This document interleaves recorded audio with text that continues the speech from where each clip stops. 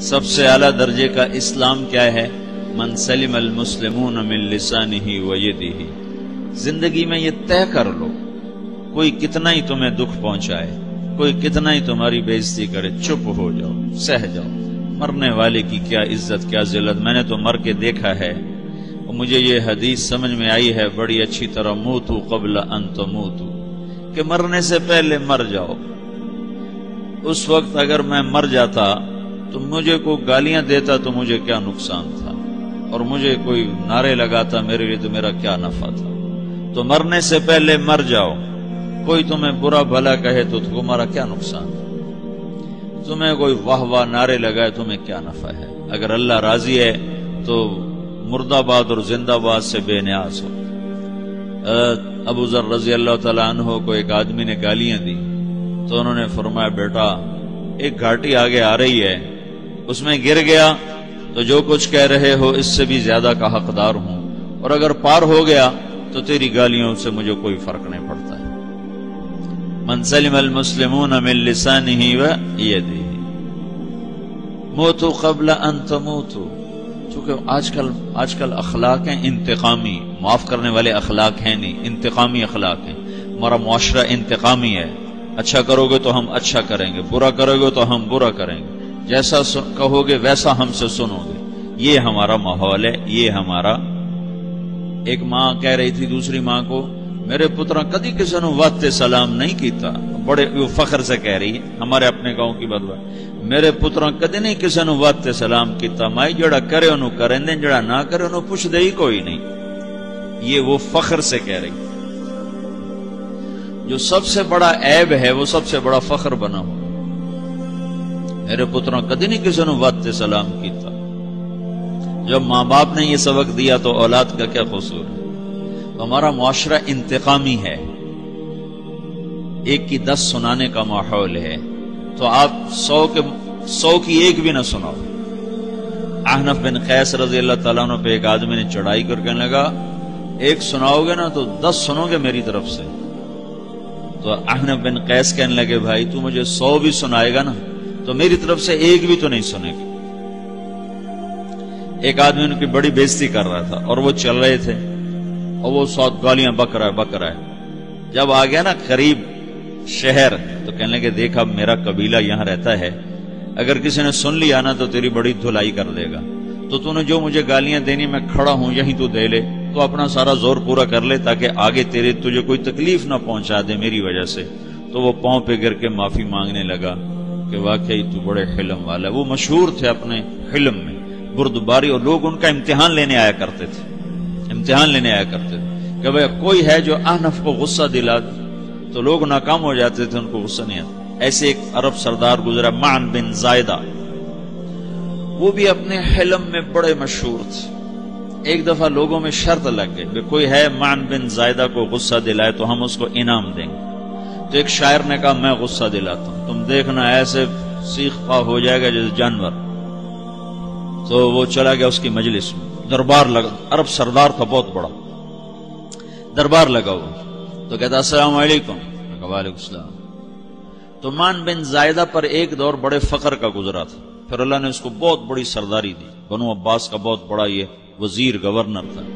تو کہتا اتذکر اذ لحافک جلد شاۃ واذ نعلاک من جلد البعیر، کیوں بھائی تجھے یاد ہے جب تیرا بستر بکری کی کھال تھا اور تیرے جوتے اونٹ کی کھال کے تھے؟ تو کہنے لگا کیوں نہیں یاد، بھلا کوئی ماضی بھی بھولتا ہے؟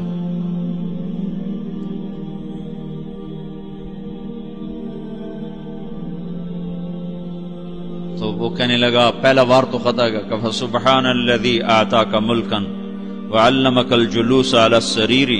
تو پھر ساری تعریفیں تو اللہ کی ہیں جس نے تیرے جیسے کو تخت پہ بٹھا دیا۔ کہاں بھئی ساری تعریفیں اللہ کی ہیں، میری تو کوئی اوقات نہیں۔ تو کہنے لگا، سأرحل عن دیار انت فیہا وان جار الزمان علی الفقیر، جہاں تیرے جیسا حکمران ہو وہاں مجھے رہنا گوارا ہی نہیں ہے، میں یہاں سے چھوڑ کے نکل جاؤں گا چاہے کتنی تکلیف اٹھاؤں۔ بڑے دربار میں یہ ایک گورنر اور وزیر سے بات ہو رہی ہے، تو وہ کہتا ہے اچھا بھائی اگر تو ہمارے پاس رہے گا تو ہم تیرا اکرام کریں گے، اور اگر تو جانا چاہتا ہے تو پھر رافقت کا سلام، تو وہ یہ بار بھی خالی گیا تو پھر کہنے لگا فجد لی یبن ناقصۃ بمال،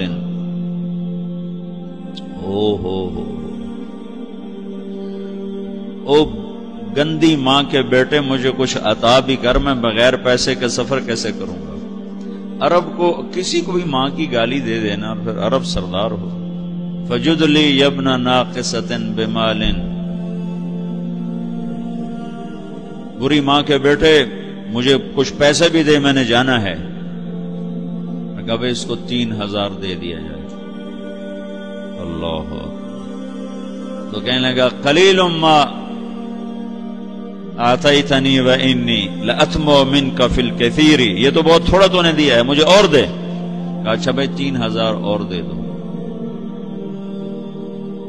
تو وہ شاعر کی بھی آنکھیں پھٹ گئیں، کہنے لگا اب ٹھہر جا ٹھہر جا، اب میں تیری اصل تجھے بتاتا ہوں۔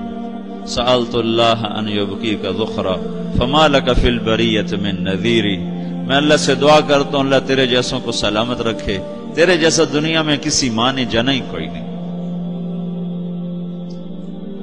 فمنک الجود والافضال حقا وفضل یدیک کالبحر الغزیر، تو ہی سخی ہے، تو ہی کریم ہے، اور سمندر بھی تیری سخاوت کے آگے کچھ نہیں ہے۔ تو نے کہا اچھا بھائی تو نے ہماری برائی کی، ہم نے تمہیں 6000 دیے، اب تو نے ہماری تعریف کی، اب 10,000 اور دے دو اس کو۔ باتیں ہی رہ گئیں، باتیں ہی رہ گئیں۔ کہاں سے لائیں ایسے لوگ؟ ہمارا معاشرہ انتقامی ہے، بدلہ لینے کا ہے، بدلہ لینے کا۔ تو میرے ساتھ کیا میں نے بھی کرنا ہے۔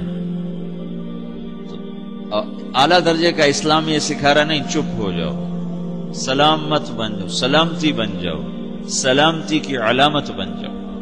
من سلم المسلمون من لسانہ ویدہ۔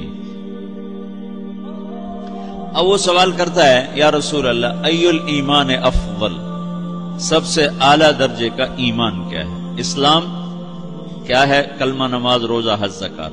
اعلیٰ درجے کا اسلام کیا ہے؟ من سلم المسلمون من لسانہ ویدہ۔ یہ اخلاق کا ادنا درجہ ہے، ادنا درجہ ہے۔ ادنا درجے پر پہنچ کر آپ اسلام میں اعلیٰ درجے پر آ سکتے ہیں۔ وہ سوال کرتا ہے ایمان کیا ہے؟ تو آپ نے کہا اللہ پر، فرشتوں پر، کتابوں پر، رسولوں پر، موت کے بعد کی زندگی پر، تقدیر پر۔ اب ایک اور سائل سوال کرتا ہے ای الایمان افضل، سب سے اعلیٰ درجے کا ایمان کیا ہے؟ تو آپ نے فرمایا حسن الاخلاق، اچھے اخلاق سب سے اعلیٰ درجے کا ایمان ہے۔ جو آدمی اسلام میں، جو آدمی اخلاق میں، جو مرد عورت اخلاق میں ادنا درجے پر ہوتا ہے وہ اسلام میں اعلیٰ درجے پر پہنچتا ہے۔ اب اگر وہ اخلاق میں اعلیٰ درجے پر آ جائے تو اب یہ کہاں پہنچے گا؟ اب یہ کہاں پہنچے گا؟ میرا نبی کہہ رہا ہے سب سے اعلیٰ درجے کا ایمان ہے حسن اخلاق، حسن اخلاق۔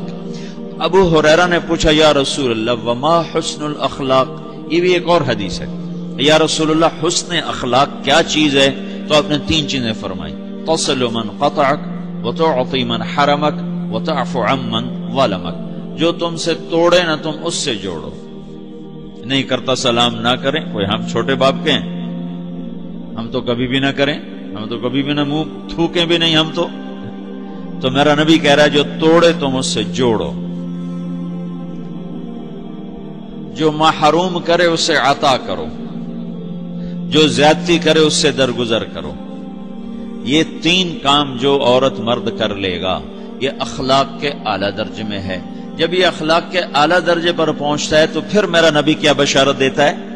ادنا درجے پر پہنچ کر تو اعلیٰ مسلمان کی بشارت ہے، اور اخلاق میں اعلیٰ درجے پر پہنچ کر میرا نبی کہتا ہے کاد الحلیم ان یکون نبیا، اعلیٰ اخلاق والا بس نبی بنتے بنتے رہ جاتا ہے۔